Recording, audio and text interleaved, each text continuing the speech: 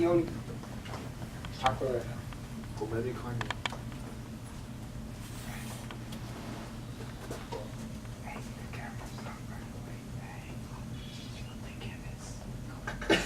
Welcome back. The camera's on. What? The camera's on. Just do my question. What? Oh, shit. Next, just taking notes, and I don't want to like. She just turned on the camera. Guys, don't say nothing stupid. Oh, okay. Just let her know, hurry up. Yeah. What are you trying to say? Sorry. Show dominance. Come on. I said it. Put your foot down. Ooh. They recorded. Are they recording this? Yeah, it's recording. Nice. It is? So what's up? It is recording. There's You got this. Hi. Hey. This is MTV Cribs. This is your boy from Pimp My Wheelchair. You guys finish your questions? No. You didn't even finish yours. I let you borrow my pen because I'm a great person. You guys just have to do your own. So you're on. There's something to review later. You guys, we just did a session though. So Boom. just make sure you guys have the right questions for it. You guys are good. I think we could have done better. What parts do you wish you guys What? spent more Write it down. time for? Anybody need a pen? Research. IDK. I think we paid.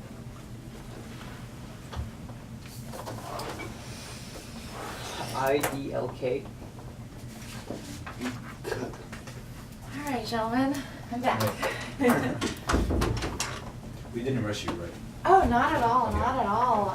Thank you for giving me a few minutes here to kind of munch on everything that we've talked about. I know that we've gone over a little bit of the feedback and done a little bit of brainstorming even in our session together, and so we've covered a bit of that already, but I guess to summarize a few of the things that I feel like could be really useful for this business moving forward as you guys move into, I guess, brainstorming for your designs and moving into actual production and then marketing your product and selling your product.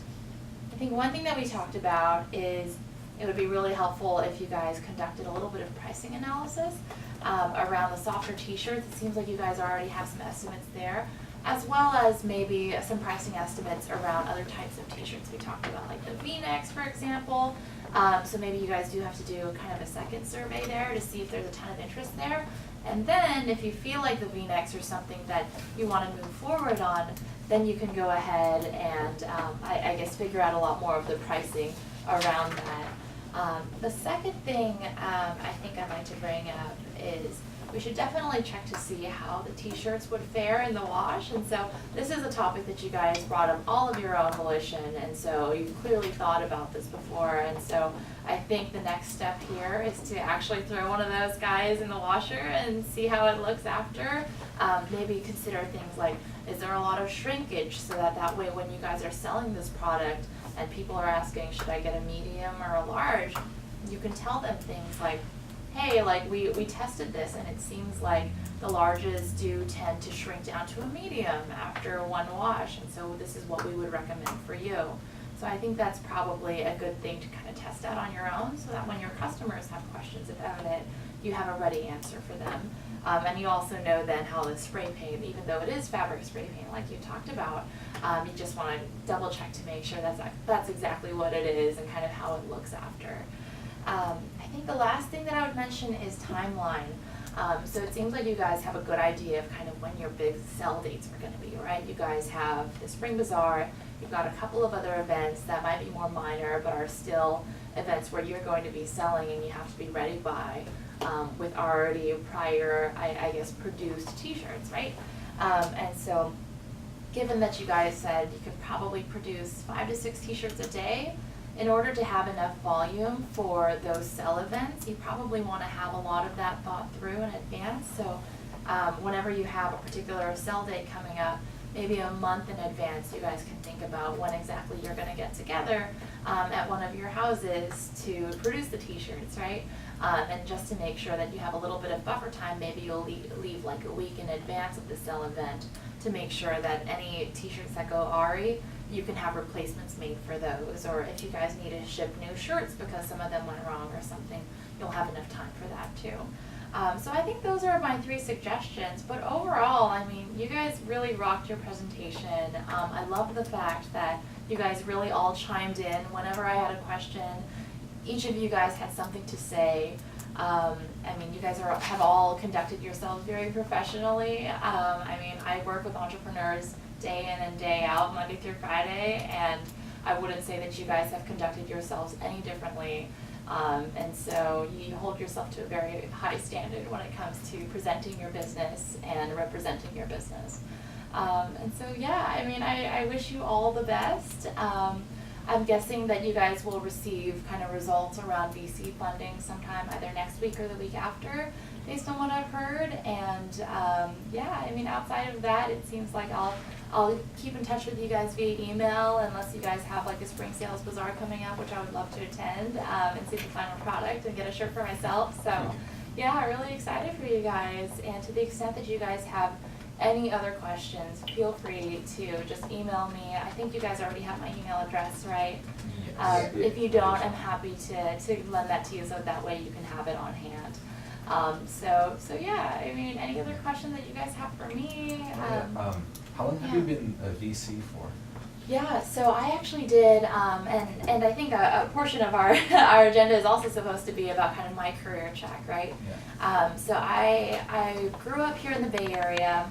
I went to college down in LA at a university called University of Southern California, if you guys have heard of it, USC. We're mostly known for our football team, it seems like, but we also have a very strong business school there. And so I applied to their business school because I knew that no matter what I wanted to do in life, a business degree would be really helpful for me. And so any industry that I wanted to go to, whether that be like retail or the food industry or technology or anything really, I knew that a business degree would be really helpful to me, and I could kind of mold that and shape it to be what I wanted it to be. And so that's why I decided to apply to USC, because they had a very strong business program. I was thankfully admitted to that program, and I worked really hard in high school, where you guys are at right now, and so I was fortunate enough to get a full tuition scholarship there too. So I didn't have to pay $1 for my actual tuition, because I did a lot of work where you guys are at now, and I was able to talk about my experiences in a compelling way. And so after 4 years at USC, I came straight back up here to the Bay Area, where I'm originally from, and decided I wanted to get involved in technology. And that's kind of what my parents do as well, and I'm guessing most parents do here in the Bay Area. They're involved in tech or some other industry here in some capacity. And so after getting my business degree and deciding I wanted to do tech, because I had done a concentration or kind of a specialization in finance, I noticed that I was really good with numbers and I could manage things like dollars for people.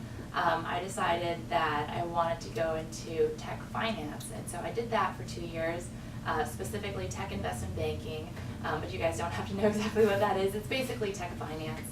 And after doing that for 2 years, I decided that I wanted to go into tech VC, because tech VC was kind of that next step after I had been doing tech finance for a while.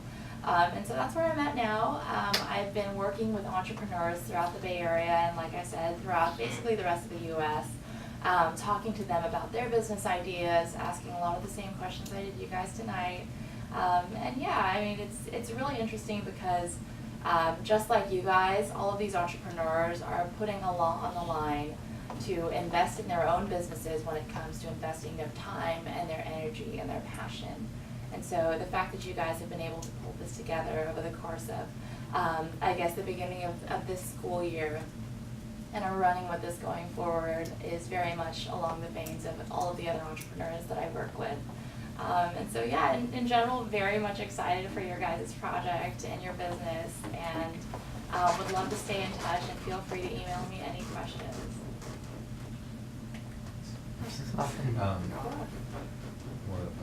Have you Yeah. owned the business or you own the business?